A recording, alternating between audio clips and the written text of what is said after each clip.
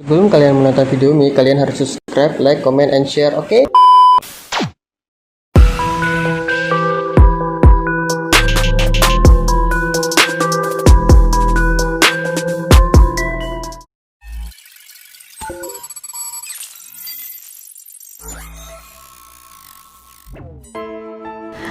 Assalamualaikum warahmatullahi wabarakatuh. Sahabat-sahabat resep akhirat Umi Citra, alhamdulillah kita bisa bertemu kembali dalam kesempatan kali ini yang sangat bahagia sekali. Mungkin hari-hari kita sudah terisi dengan kehidupan-kehidupan dunia.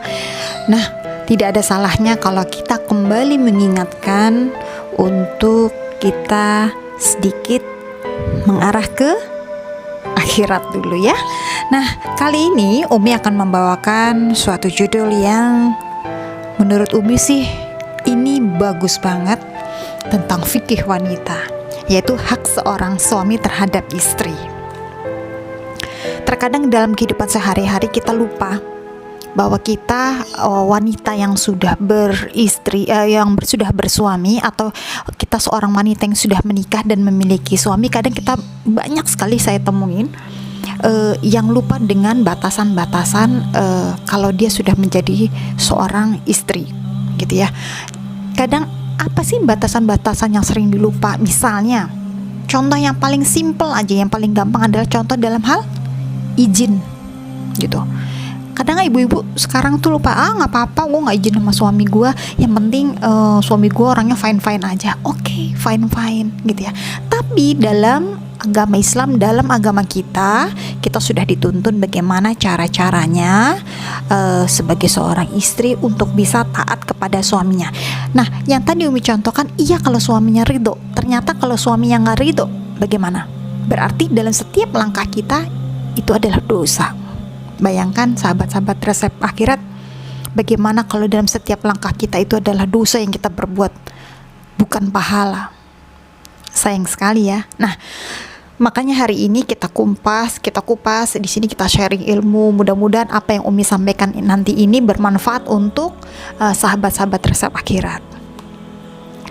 Hurairah radhiyallahu anhu berkata bahwa Rasulullah Shallallahu alaihi wasallam bersabda,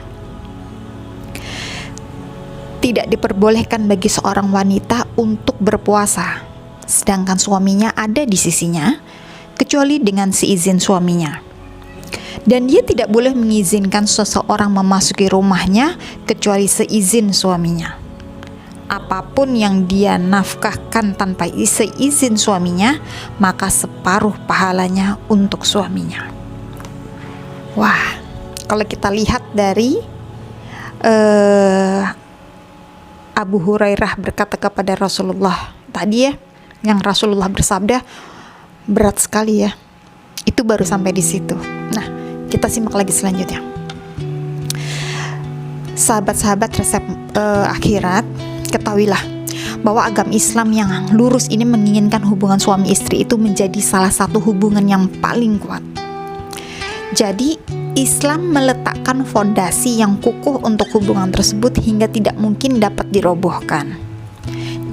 Jelas, seorang laki-laki menginginkan dan menyukai istrinya untuk mematuhinya ya, menaati atau menuruti yang dia ingini dan dia sukai. Rasulullah Shallallahu alaihi wasallam dalam nasihat yang sedang ada di hadapan kita ini menjelaskan berbagai hal yang harus diperhatikan oleh setiap wanita muslimah. Karena itu, ayo marilah kita perhatikan bersama nasihat tersebut dan kita ambil darinya pelajaran yang bermanfaat. Ada sabda beliau yang berbunyi, tidak diperbolehkan bagi wanita menjelaskan besar dan beratnya masalah ini. Sebagian ulama berpendapat bahwa pernyataan tersebut memiliki makna pengharaman bagi wanita yang menjalankan puasa selain pada bulan Ramadan. Pendapat ini sesuai dengan riwayat Abu Daud, Tirmizi, dan Ahmad. Imam An-Nawawi radhiyallahu anhu berkata, Yang dimaksud di sini adalah puasa sunnah atau tatawwu yang tidak memiliki waktu tertentu. Larangan ini menunjukkan pengharaman seperti telah dijelaskan oleh ulama kita. Nah, yang demikian ini karena seorang suami memiliki hak untuk bersenang-senang dengan istrinya setiap hari, dan hak tersebut wajib dilakukan segera. Hak tersebut tidak dapat diabaikan hanya karena sesuatu yang bersifat sunnah, dan ia bukan merupakan kewajiban yang dapat ditunda. Kalau dikatakan sejogjanya seorang istri diperbolehkan berpuasa tanpa seizin suaminya.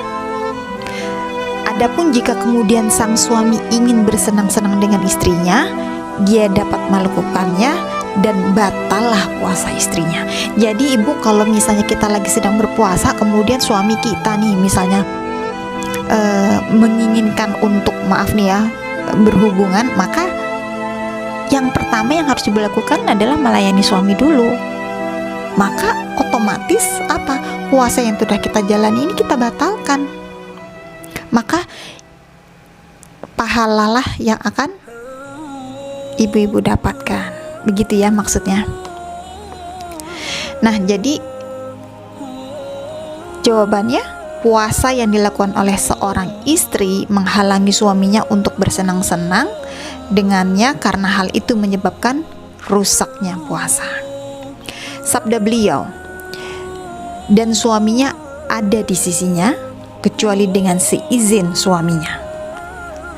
Artinya, suaminya ada bersamanya dalam suatu kota, tidak berpergian, gitu ya.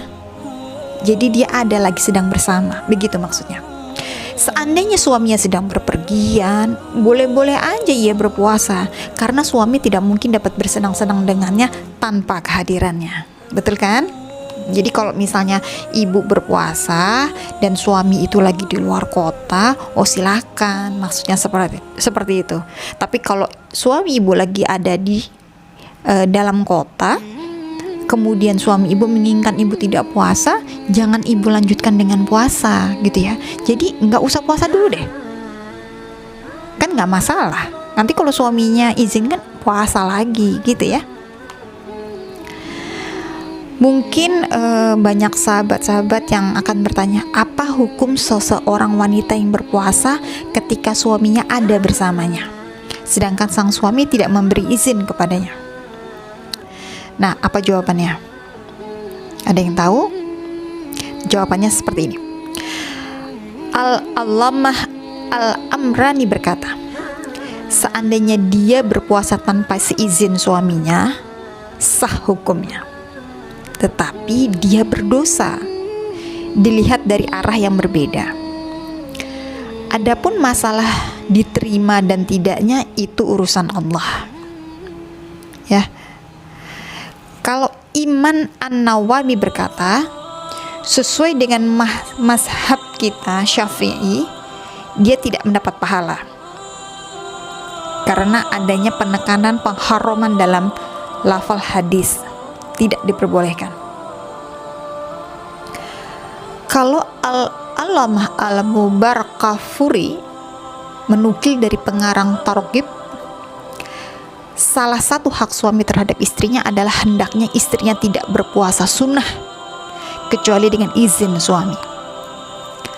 Apabila ia melakukan puasa sunnah, ia hanya merasakan lapar dan haus, sedangkan puasanya tidak akan diterima. Al-Hafiz Ibnu Hajar radhiyallahu anhu berkata, sabda beliau, dan dia tidak boleh mengizinkan seseorang memasuki rumahnya. Muslim melalui riwayat Abu Hurairah menambahnya, sedangkan dia ada bersamanya kecuali seizinnya. Ini tidak dapat dipahami, bahkan keluar dari kebiasaan. Ketika suami tidak ada di rumah, bukan berarti wanita boleh memberi izin orang yang ingin masuk rumahnya. Bahkan banyak riwayat yang menegaskan pelarangan bagi seorang wanita yang ditinggal pergi suaminya memasukkan orang asing ke rumahnya. Kemudian kemungkinan tambahan tersebut memiliki makna, yaitu ketika suaminya ada di tempat, mudah bagi istri untuk meminta izin darinya. Akan tetapi apabila suaminya tidak ada, sedangkan kondisi memaksanya untuk memasukkan orang ke dalam rumah dalam kondisi seperti itu, dia tidak harus meminta izin suaminya, ya. Gitu ya. Nah, ini semua berkaitan dengan masuk rumah. Adapun memasuki kawasan rumah, maka ia tetap harus meminta izin suaminya. Dan hukumnya sama dengan hukum sebelumnya. Apa yang tadi, maksudnya berpuasa tadi, ya. Imam An-Nawawi mengatakan, seseorang wanita tidak boleh mengizinkan orang lain masuk ke rumahnya sedangkan suami ada di sampingnya, kecuali dengan meminta izin suaminya. Adalah syarat bahwa istri harus meminta izin dari suami apabila kerelaan sang suami tidak diketahui. Akan tetapi, apabila istri mengetahui bahwa suaminya pasti membolehkan, dia tidak perlu meminta izin dari suaminya, seperti orang yang biasa memasukkan tamu di tempat yang sudah disediakan, baik suaminya ada maupun tidak. Memasukkan tamu tersebut tidak harus mendapat izin khusus dari suami. Jadi kesimpulannya adalah bahwa istri harus mendapat izin suami, baik secara umum maupun terperinci, ya.